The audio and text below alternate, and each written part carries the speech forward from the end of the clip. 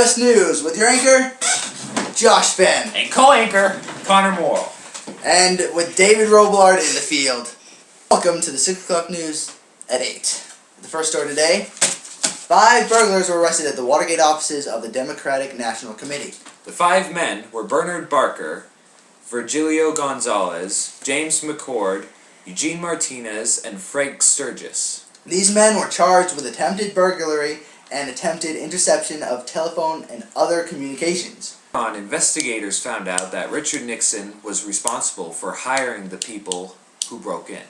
Instead of being honest with the American public, Nixon lied and immediately became embroiled in a cover-up that would eventually unravel over the next 2 years leading up to Nixon's resignation in August 1974. Oh wait, I'm getting something. David is in the field with Richard Nixon right now. Let's go see what he's doing. Thanks, Josh.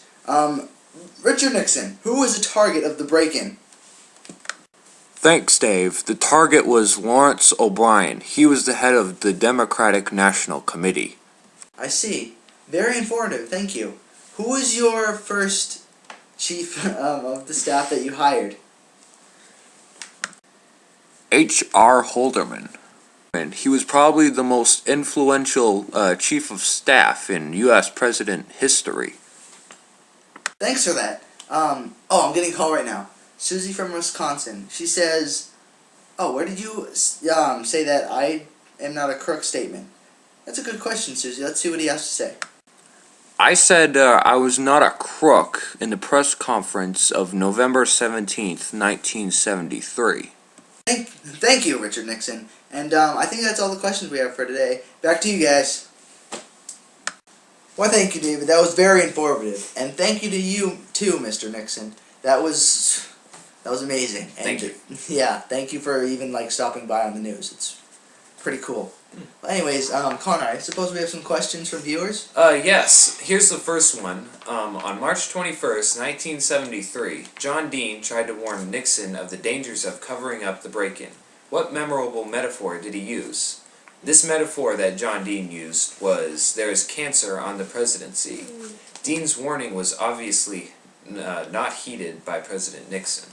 That's a very good question. Yes, I found it very interesting. Yeah, there was a question for me too. The guy said, hey Josh, where did the name Watergate come from? Well, the Watergate was the hotel, and the office complex is where the burglary took place. The Democrats' campaign headquarters were located in the Watergate's complex in Washington, D.C. That's where the break-ins took place. So that's pretty much where the Watergate scandal name came from. That's all the questions we have for now. Let's go on to other information about the Watergate. White House employees had a busy task destroying as many documents as they could that pertained to the events at the Watergate Hotel. The word got out that Richard Nixon paid off supporters and accomplices with hush money to keep the truth from the American Congress. Nixon fought to maintain control over the secret tapes and went as far as to fire several of the White House officials, known as the Saturday Night Massacre. In mid-1974, after Nixon had been named an unindicted conspirator in the Watergate affair, the House of Representatives approved articles of impeachment. Article 1, Obstruction of Justice, Article 2, Abuse of Power, and Article 3, Defiance of Committee Subpoena. On August 8, 1974, Richard Nixon announced to the world that he no longer had political base strong enough to support his remaining time in office and resigned his presidency. Well, that is all the time we have for today. Well, that's a lot of stuff that he had against him. That is very cool. And, well, join us next time at 5 o'clock news at 7. I'm your anchor, Josh Fenn. Co-anchor, Connor Morrill. Stay classy. Good night.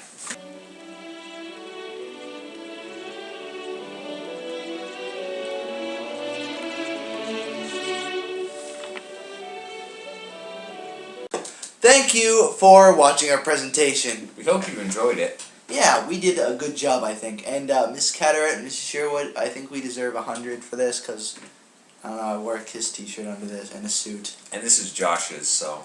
Yeah, please give us 100. Oh, and David wasn't really David, I was in a wig. Really? Yeah. Oh. You didn't notice? No. Oh. We did a good job. We did a good job. We have bloopers if Mrs. Carteret and Mrs. Sherwood would let you watch them. So please say yes. We'll wait.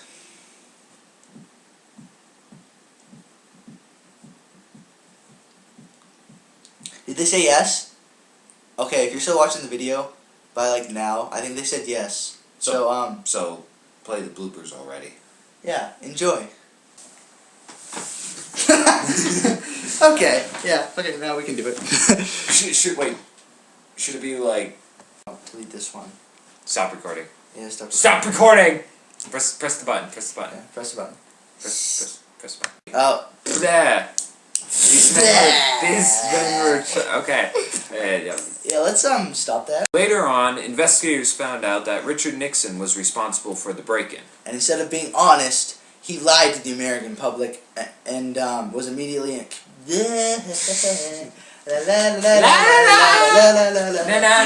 No. Why don't we stop that? Hey. Death. Jeremy, wanna stop it again? Oh. Yeah, we rock.